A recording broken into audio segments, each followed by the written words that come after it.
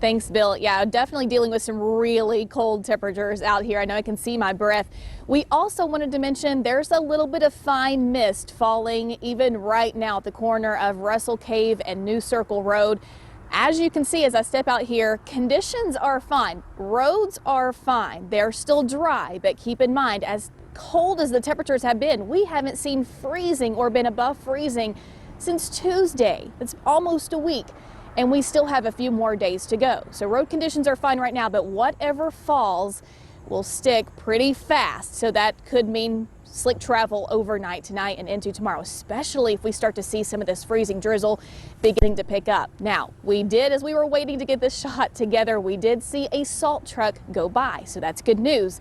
The city and the counties are already preparing and putting some of the treatment down on the roads as well. So again, as Bill mentioned, southern Kentucky, eastern Kentucky really kind of being hit hard and impacted this evening and tonight with the slick roads. All I need to say is slow down, especially if you see any kind of precipitation falling out of the sky. You will definitely want to slow down and use extreme caution as you are traveling. All right, so LEX 18 Eleanor Buckley has been talking with employees of Chevy Chase Hardware today. Folks are really trying to get prepared for this winter storm, and a lot of the items are sold out. Eleanor, how is it looking now? That's right, Emily. The sign here at Chevy Chase Hardware says no salt.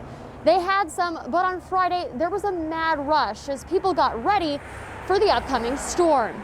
Employees here tell me they put out several tons of salt on Friday, and within just a few hours, it was all gone. They also sold out of shovels and sleds, but they're hoping to get another shipment of salt in tomorrow. But with that bad weather, that shipment could get delayed. And every day they tell me they've gotten dozens of phone calls with people asking about supplies. I mean, it was like a rush, basically. People have been calling for days before we actually got it. And when we finally got it in, not that many other places in town have it. So people just came to get prepped for the worst, basically.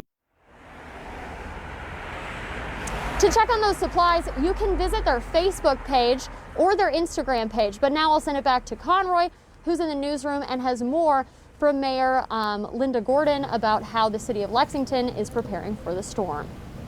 That's right, Eleanor. Mayor Gordon says the salt barns and the trucks are filled up and ready to roll out because it's going to be a long few days. We've not even thawed out from the freeze this past week, so this weather will bring some problems. The city's Emergency Operations Center is activated tonight, ready to coordinate crews, first responders, and law enforcement as needed.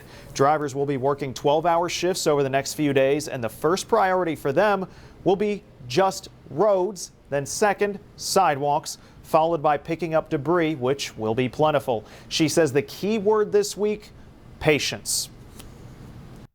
I just urge people's patience, and we will, we're ready for this event, and we will help people get dug out and the roads cleared and get back to what we think is normal. There will be 2 warming shelters open tomorrow at 9 a.m. One at Dunbar Center, the other at the Lexington Senior Center. They both close at 7 p.m. I also asked about vaccination clinics that are scheduled this week. Mayor Gordon says that situation has been discussed, and they'll have a better idea tomorrow morning about an update for those. She says keep an eye on lexingtonky.gov for any updates. We now go to LEX 18's Mike Valente, who stuck along Interstate 75 after heading to Corbin, attempting to, for our morning weather coverage. What are you seeing out there, Mike?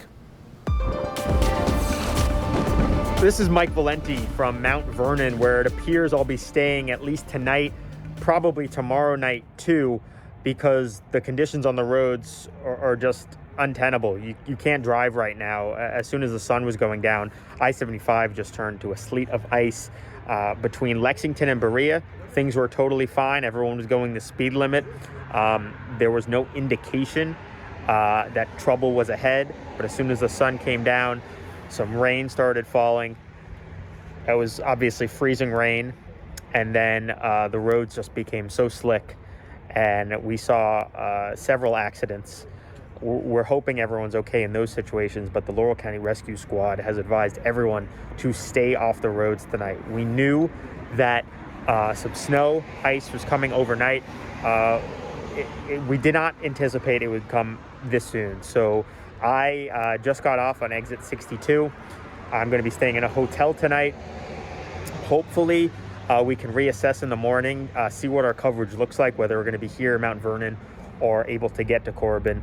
But right now, this is a cautionary tale. Just be careful if you do have to go anywhere, but really, you shouldn't be on the roads tonight.